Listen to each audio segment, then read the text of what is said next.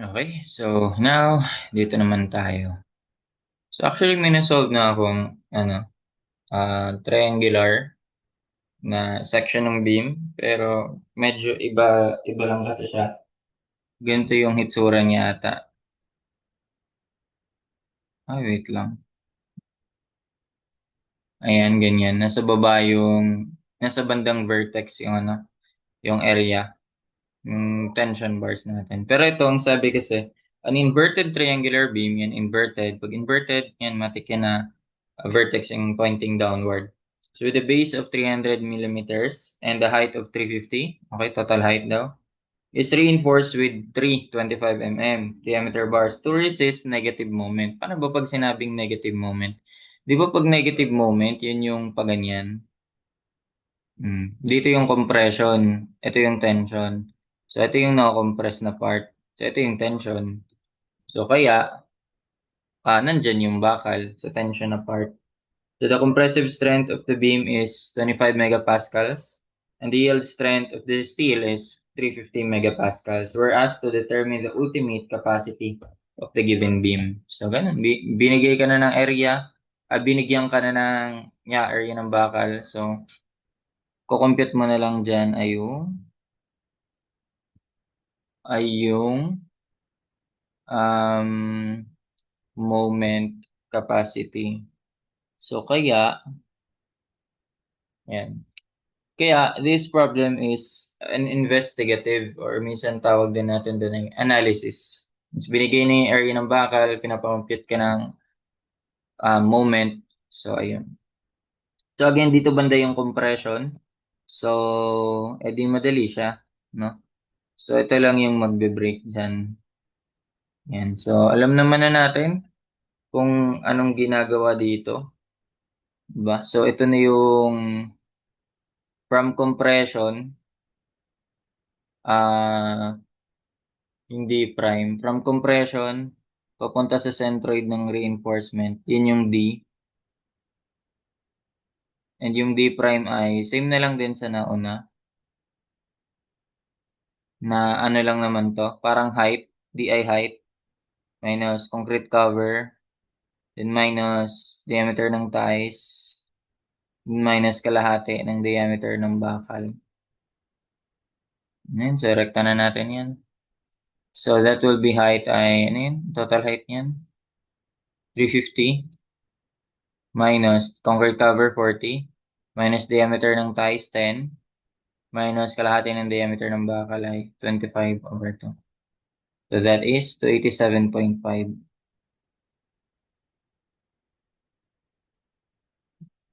mm. So ayan na. So ang gagawin na lang natin dito ay tension cos compression. Same lang din sa kanina. Ito, obviously, dito yung compression na part. Obviously, ito yung tension. Ito naman yung compression na part. So, syempre, triangular yan. Kailangan mo muna computein yung, ano yan, yung area niyan, di ba? So, paano yan? Eh, di magle-let ka. Two-thirds yan eh. So, para ma-compute yung area niyan, mag-ano ka, ratio and proportion. And so, ito na lang gamitin natin as ratio and proportion. Okay, so pangalanan natin, ito naman talaga rin yung A. So, pangalanan ko na lang din na A. Pangalanan kong A ito. And then ito ay X na lang. Okay? So, by ratio and proportion, A over X. A over X is equal to yung height niya na 350.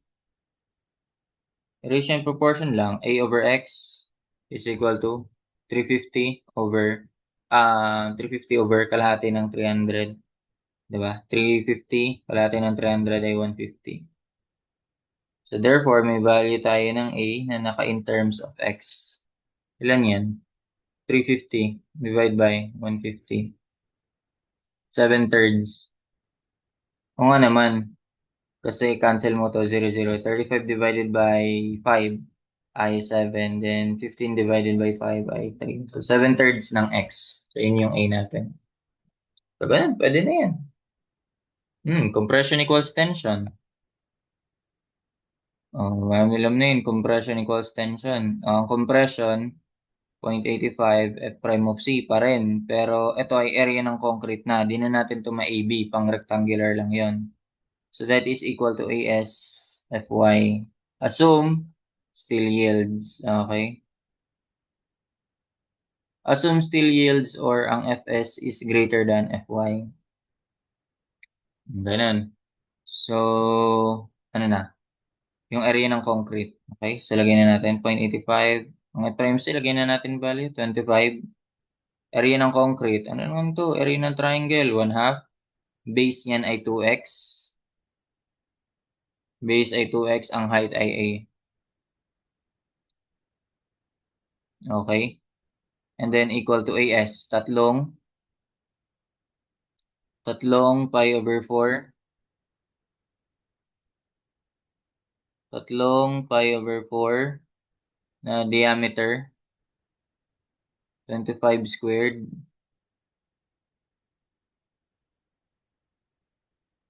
Tatlong pi over 4 diameter. Tatlong pi over 4 diameter.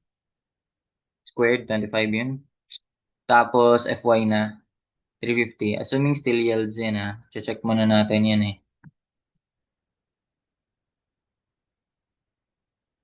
Okay. So may masasolve tayong value in A ups. Yung A pala natin dito ay di pa natin napalitan. So palitan muna natin. Di ba may value na yan? Ang A natin ay, ito na, 7/3 ng x. So may masasolve tayong value na x. So magiging times 7/3 ng x.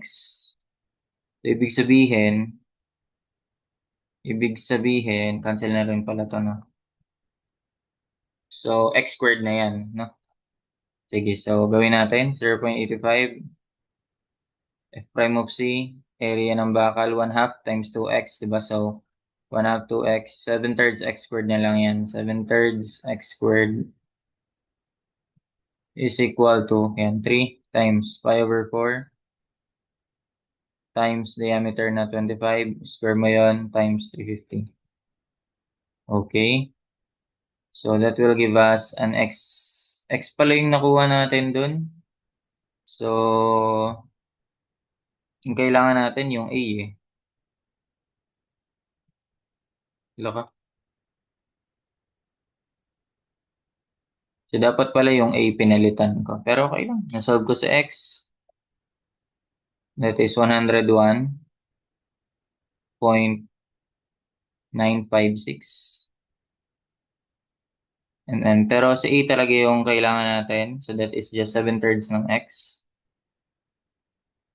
Times 7/3 mo na lang. Times 7/3. Mas madali rin kasi kapag naka-X mo na inuna mo. 237. Point, ilan yun? 897 millimeters. 30 to 37.897 millimeters. Sama naman, di ba? 7/3 ng x. Baka kasi na equal ko kanina. O, tama naman. Okay, so si C, makukuha na ulit natin. A over beta 1 lang yan. Ang beta 1, makukuha natin dito, 25 yan. That is still between 17 and 28. So, ang beta 1 natin ay still 0.85. Okay, so may value na tayo. A, yan, 237. Divide ko na lang by 0.85. So, this is the value of C. 279. 279.879. Okay, so check. Still yields or still does not yield 600. Then pa rin naman, D minus C over C pa rin naman yan. Yung stress, 600.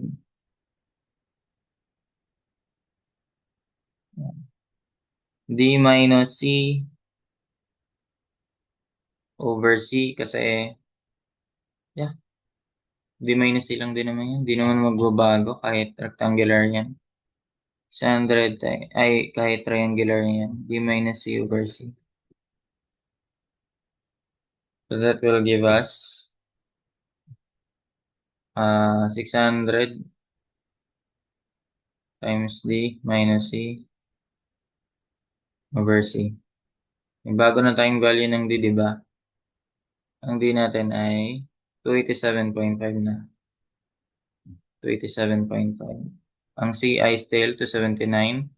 Ang baba! So still does not yield pala to. 600 D minus A over C, 287.5, 279. Ang baba! So still does not yield. Mali yung assumption. 16.339. 339.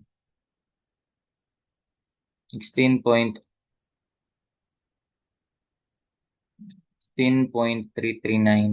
megapascals. And that is less than Fy. 2 digits lang yun. So, ibig sabihin mali ito. Okay, so kung mali yan, di ulit lang tayo. So, hindi na-assume. Alam na natin, Fs should be less than Fy talaga. Okay, so, wala na assumption dyan. Alam na natin na Fs is less than Fy. Okay, C equals T pa rin, 0.85 F prime sa area ng concrete. As, Fs na to. Pero mali yung values na nakuha natin kanina. As, Fs. Ganun. Tapos, 0.85 F prime of C. Area ng concrete. So, ganun pa rin naman nangyari. 0.85 F prime of C. Pero dito, kailangan na natin gamitin na kailangan na natin gamitin yung A. Kasi i-express na natin naka in terms of C eh. No? So, dapat pala, nung in-express ko siya, X muna inuna ko. Parang X over A. Ayan, X over A equals 150. Nireciprocal ko lang. Diba? X over A, 150 over 350. 150 over 350. So, madali siya kasi kapag ganyan. So, ito ay magiging, ang X na natin ay baliktad na. 3/7 na siya. 3/7 ng A. Tama? Divided by 5. Cancel. Divided by 5, 3. Divided by 5, 7. So, X is 3/7 na ng A. Ayun, mas okay yan kapag ganyan. Okay, so this will be 1/2. Ang base niyan ay 2x, no? 2x and 2x pa rin. Pero yung x papalitan na natin ng 3/7 ng A. 1/2 times 2x. Ang x ay 3/7 ng A. Base yon. Tapos ang height niyan ay yung A. So A squared lang din pala. No? 1 of A tapos ang height niyan ay A lang din naman. Okay, yun yung area ng concrete. Para sa area ng steel, dapat pala nilagay ko na lang talaga yun, no? 3, tatlong pi over 4.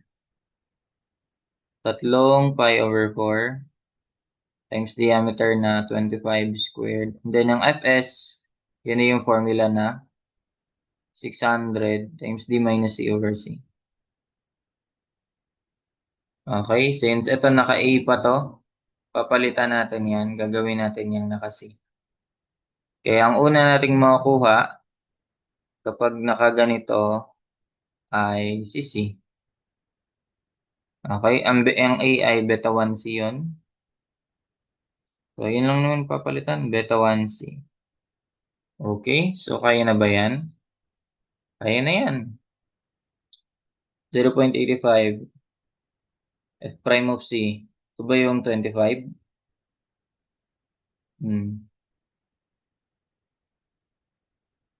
Times, cancel na to. Para tipid na tayo sa ita-type. Alam natin na cancel na yan.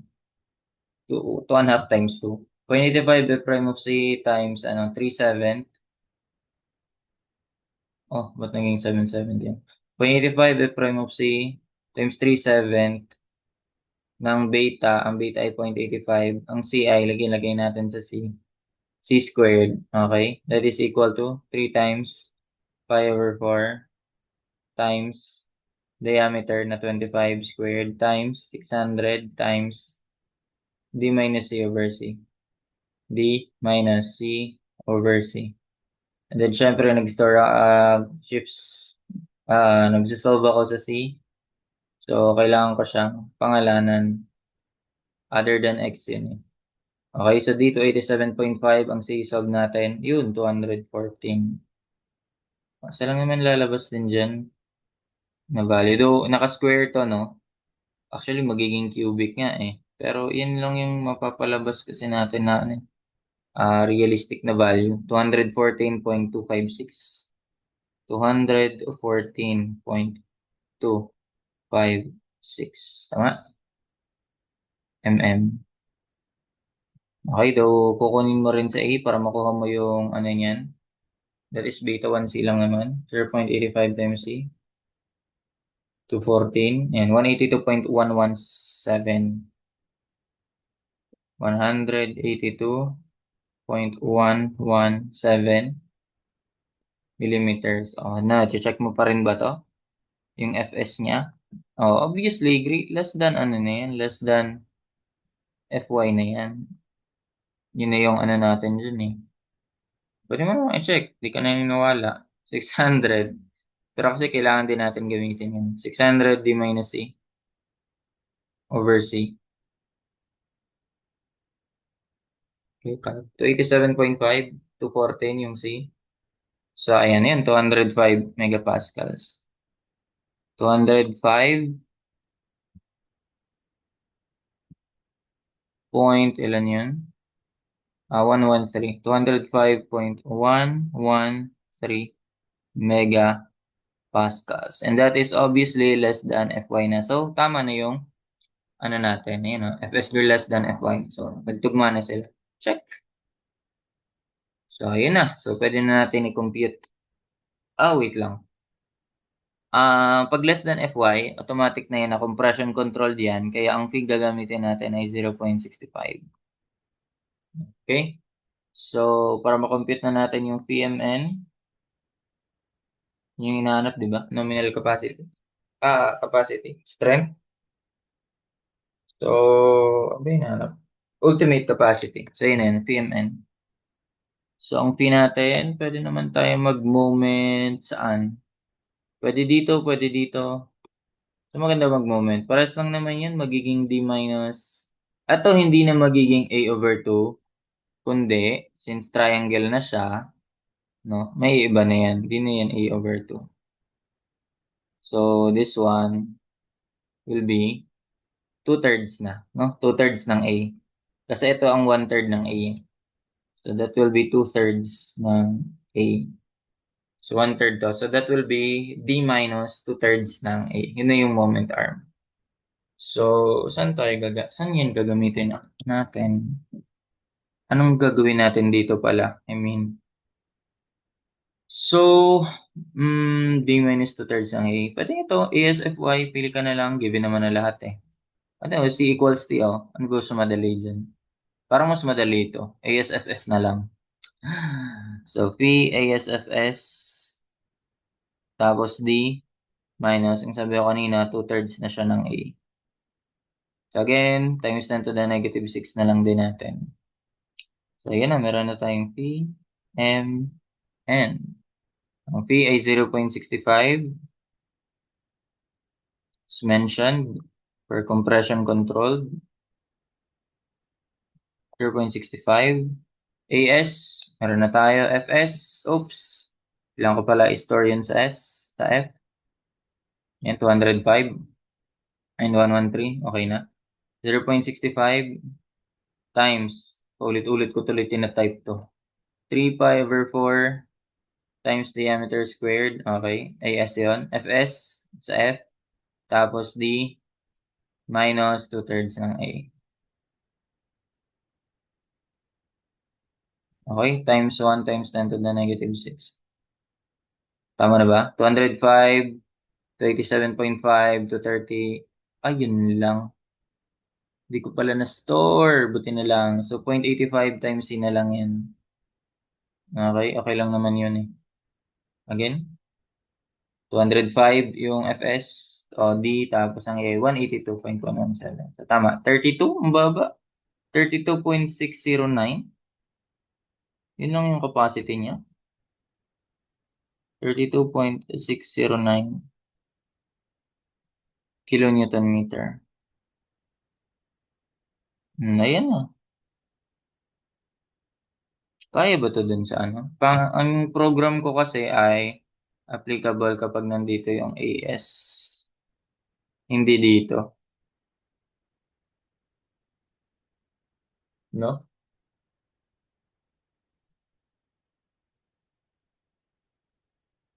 Sayang. Hindi siya applicable dun eh. Magkaiba.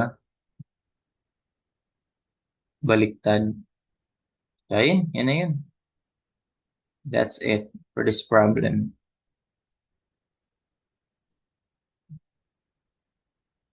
Mhm. Naglalag na nga. Wait lang. Ayusin ko lang.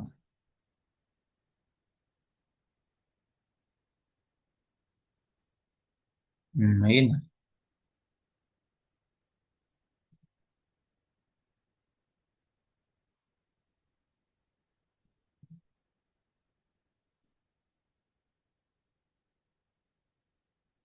Mhm. Bagal.